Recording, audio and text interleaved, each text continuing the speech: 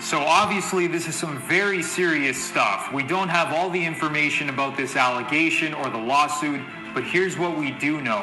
On Tuesday night, Houston attorney Tony Buzbee announced on Facebook that a lawsuit was filed against Deshaun Watson alleging sexual assault. Here's what Buzbee said.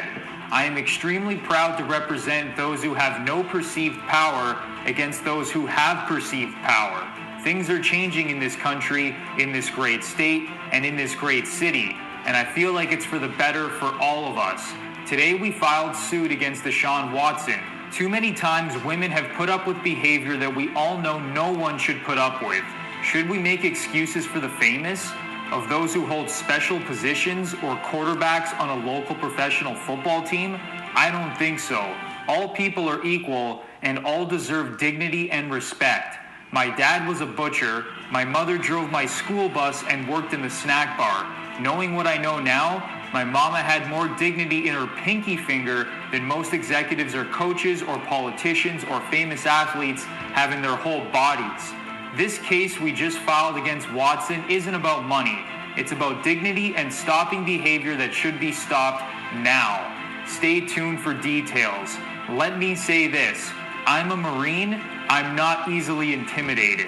Shortly after that, Deshaun Watson took to social media and released a statement saying, as a result of a social media post by a publicity-seeking plaintiff's lawyer, I recently became aware of a lawsuit that has apparently been filed against me. I have not yet seen the complaint, but I know this. I have never treated any woman with anything other than the utmost respect. The plaintiff's lawyer claims that this isn't about money, but before filing suit, he made a baseless six-figure settlement demand, which I quickly rejected. Unlike him, this isn't about money for me, it's about clearing my name, and I look forward to doing that. The Houston Texans also released a statement on the situation saying, we became aware of a civil lawsuit involving Deshaun Watson through a social media post last night. This is the first time we heard of the matter, and we hope to learn more soon. We take accusations of this nature that involved anyone within the Houston Texans organization seriously. We will await further information before making any additional statements on this incident. And then we have this according to Mike Florio from Pro Football Talk, who said, per a source with knowledge of the allegations made in pre-litigation settlement efforts, the masseuse claims that Watson asked for her to massage inappropriate areas. She felt uncomfortable about the request. She asked him to leave, and he left. As the source put it, Watson contends the allegations are false. Even if the allegations are taken as true, what's the claim?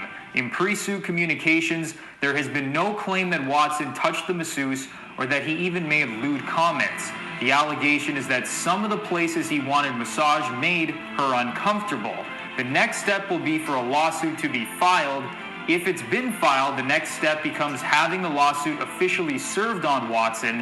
At that point, the legal process will commence, and it potentially will result in a trial. If, however, the allegations don't extend beyond the mere request for a massage of an inappropriate area, which Watson denies and nothing more, there's a chance the whole thing gets thrown out. But then we also have TMZ Sports saying they have obtained the lawsuit filed by the woman. And in the article it says, during the massage, the woman claims Watson kept directing her towards his genitals and said he wanted the focus of the massage to be on his groin area. The woman claims she was shocked and mortified and promptly ended the massage and began to cry. That's when she claims Watson made a vile threat. I know you have a career and a reputation, and I know you would hate for someone to mess with yours, just like I don't want anyone messing with mine. The woman claims Watson apologized via text message, but she didn't respond. The masseuse claims she suffered mental anguish as a result of the incident, as well as panic attacks, depression, and anxiety. And then it gets even crazier because Tony Buzbee, the lawyer who has filed this lawsuit on behalf of the masseuse, went on Instagram January 26th and posted, "Remember this? At Johnny Manziel 2, 7 years ago, I put 10 billboards up around Houston asking my neighbor, Mr. McNair, to draft the greatest college football player ever. Obviously, it didn't happen." So Buzbee claiming that he's neighbors with Cal McNair, the owner of the Houston Texans. So obviously, this is another bombshell, and I'm sure Watson and his legal team are going to be very interested in digging into this and the connection between Busby and Cal McNair. So obviously, there is a lot going on here, and like I said, we don't have all the information yet. So we're just going to sit back and wait to see how this plays out. And of course, this is probably going to have ramifications on Deshaun Watson's future with the Houston Texans, who just signed free agent quarterback Tyrod Taylor to a one-year contract. And we obviously know that there's been rumors flying around about Deshaun Watson going to several different teams. So it remains to be seen what is going to happen there. But we do have more information on that as well.